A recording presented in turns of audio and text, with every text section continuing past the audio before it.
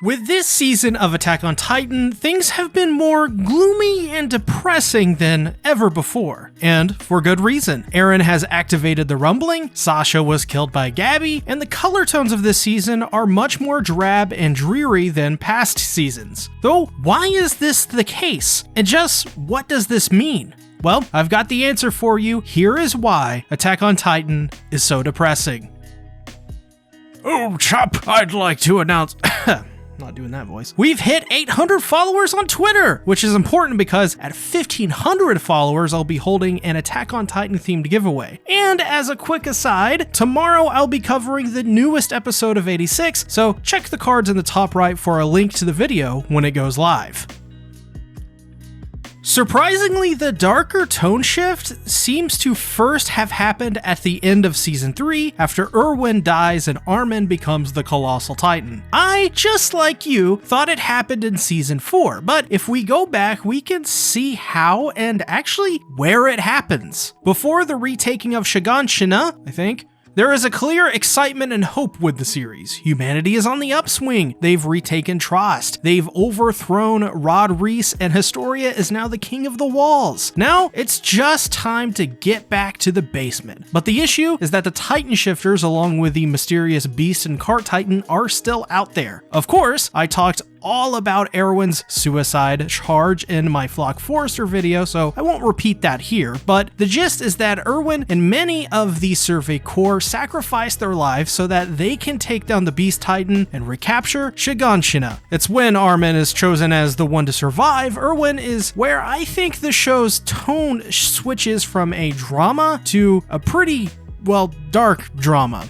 Suddenly, everything is just a bit more gloomy than before, though not nearly as much as we'll see in Season 4. This is because not everything was set in place yet for the tone to fully shift. Though a bigger shift comes later at the end of Season 3 when they go to the beach and we see everyone but Eren is happy. Eren's face is gloomy. Sad, almost like he knows what he has to do next, and the happiness they're experiencing now doesn't matter. Even Mikasa smiles, for Christ's sake. That's how you know it's just cool to relax. But there is something else up with this scene entirely. It's the colors of this scene, and the contrasty blue mixed with the shiny blues and blistering whites that make this scene almost melancholic. This is intentional because this is the moment where you're kind of supposed to realize while they have achieved their dream, the enemy is just on the other side, and it's time to go and start a world war.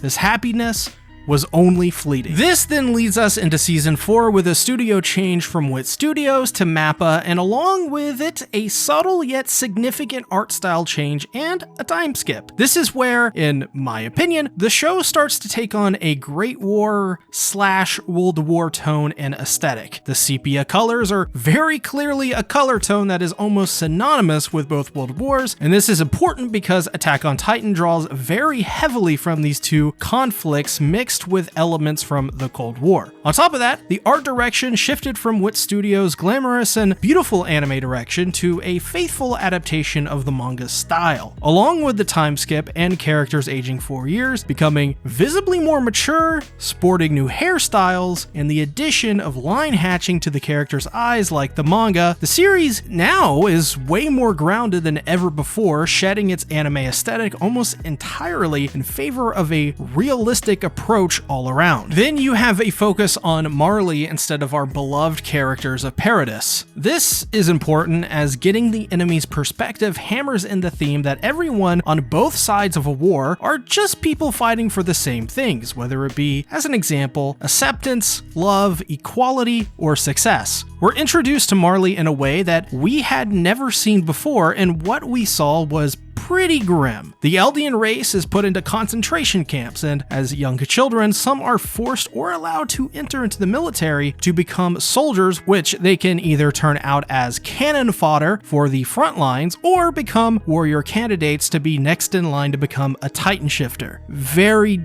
not good. We learn much of the struggles of the Eldians through backstories for Reiner, Annie, Zeke, etc., but as well new characters like Gabby Braun and Falco Grease, who serve as a fresh perspective of the struggles of being a child growing up in concentration camps, but as well the psychological toll from being oppressed by your government for something your ancestors did centuries ago. These stories are very compelling, but shed a light on the dark history of Eldia's past and how much the world seems to hate Eldians. So much so, Marley is actually considered to be the best place for Eldians to live in. I think we can see this through the examples of Reiner's father leaving him and his mother as a kid, so he feels the need to overcompensate and become an honorary Marleyan to bring his family back together. As well, Zeke's story juxtaposed with Dr. Saver, who lost his family after his wife killed herself and their child when they found out that he was an Eldian. But then you have a young Gabby Braun who simply wants to change how people see Eldians, that they're not just useless and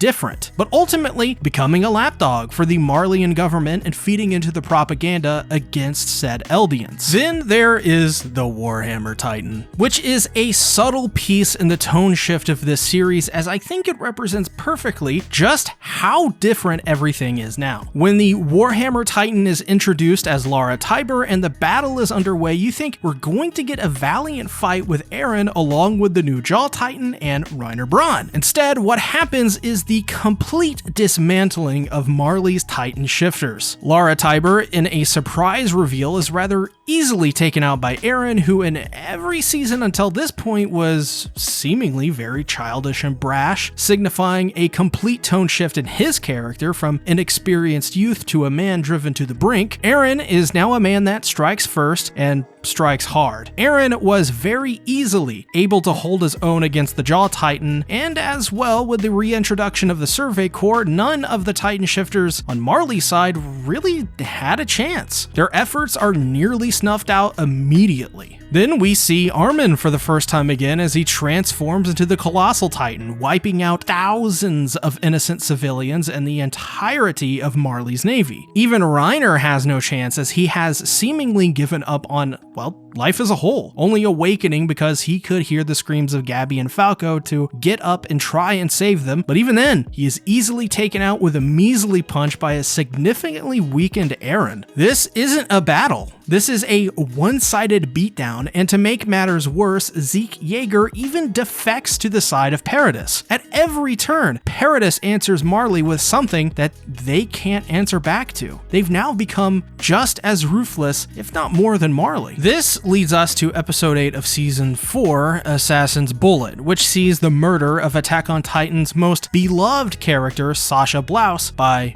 Gabby Braun. Her death is a signal to the viewer that what's left to come is nothing but despair and suffering. Of course, I talked more about Sasha's death in general here in this video, which will be left in the cards, but it can't be understated that Sasha's death is one of the most significant moments in season 4. Sasha was the light-hearted girl who'd eat everything, and no matter how grim the situation, could make the viewer smile, laugh, or you could just admire her tenacity in battle. Sasha was a jack-of-all-trades character and could do it all, and the show, moving forward from her death, now not having any of those elements, just seems so bleak. That's because Sasha isn't there to cheer you up, as now the dynamic of Sasha, Connie, and John is kind of dead. Replaced with it is a new focus on Gabby and Falco, which takes us through the mind of a hateful, bigoted, and racist child as she overcomes Marley's indoctrination, becoming, in a sense, Sasha's equal in terms of the role they both play. But to get to the point where you're supposed to like Gabby, and to the point where she becomes that equal, we had to go through a lot of really dark storytelling and themes that weren't ever really addressed or seen in Attack on Titan before this, at least in this capacity. Now we're dealing with racism, equality, bigotry, history, oppression, fascism, ideologies, things that discussing aren't, well, they're not lighthearted topics. And a natural extension to this conversation is that final season makes you think in such a way and confront such dark and existential topics that make you look within the darkest parts of humanity to find something that makes us relate on more common ground. But the journey to get there? It's hard. Then you also have to mention the rumbling, which is one gigantic metaphor for the Cold War and thermonuclear war, aka the actual apocalypse of man. This is by far the darkest subject that has ever been broached in Attack on Titan, and rightfully so. The rumbling in this series at first is used as a deterrent to war, which in our own life is what nuclear weapons are actually used for. We aren't supposed to use these things, we're supposed to be scared to use them, and the people of Paradise Island use this tactic knowing full well that it will buy them some time. It's this dark undertone that the rumbling, when activated, will level the entire world outside of Paradise that you realize this show isn't about having happy fun times. It's about cold, hard war. It's about the survival of multiple races and civilizations that have been fighting and oppressing one another since the dawn of time, and how it continues to wage on no matter how much time passes. Then, when the rumbling is activated by our hero of the story, it sets in that Attack on Titan is in the grimmest timeline for humanity. This is what the world looks like when it ends, and now everyone is forced to work together to stop the end of the world with what they have left, each other. Most importantly, there is the Eren Yeager issue where humanity's hero, the one to fight the Titans and save everyone, has decided that everyone outside of Paradise is now the enemy and will be flattened to nothing. Because of this, it feels like everyone is in desperation mode of some kind. Hanji doesn't like the responsibility of being the 14th commander of the Survey Corps. Mikasa is struggling to cope with her love for Eren despite all of his actions. Armin has survivor's guilt. Flock became a fascist dictator. Levi has been, well, decommissioned. John and Connie are struggling to survive without Sasha and confronting their past idealistic dreams. Peek and McGath are without a military. Reiner is suicidal. I mean, what hasn't gone to hell at this point?